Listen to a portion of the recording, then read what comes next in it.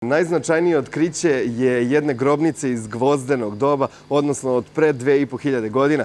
Grobnica je jedinstveni nalaz u ovom delu Srbije, a bogata je oružjem i nakitom. Arheolozi su otkrili i naselje iz mlađeg kamenog doba, u pitanju je starčevačka kultura, kao i ostatke jednog sela iz 17. veka.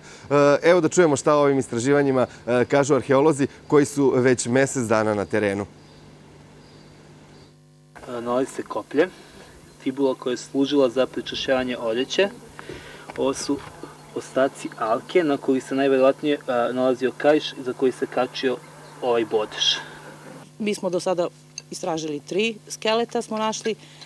Oni imaju fine, lepe nalaze, to su ratnici sa kopljima, noževima, sa gvozdenim fibulama, bronzanim nekim ukrasima, nitnama, alkicama. Evo očekujemo, verovatno će biti još skeleta, nismo završili. Zaštitna arheološka istraživanja na istočnom kraku Koridora 10 počela su još 2010. godine.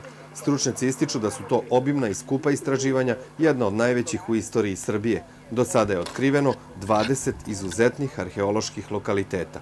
Biće izvrsna dopuna svim ovim kretanjima koje su se u tom periodu odvijala na Balkanskom poluostrvu, a mi nismo imali arheološke nalaze koji bi to potvrdili. Arheolozi će svoj rad nastaviti i u narednih mesec dana. Istraživanja finansira preduzeće Koridori Srbije, a na terenu radi 16 arheologa sa ekipama. Juče su počela i iskopavanja na brdu Sarlah kod Pirota. Očekuju se novi rezultati koji će, nadamo se, biti značajni za kulturu i istoriju kako ovog grada, tako i cele Srbije. I nadamo se da ova kiša koja je počela da pada neće sprečiti arheologe jer imaju rok mesec dana da završe radove.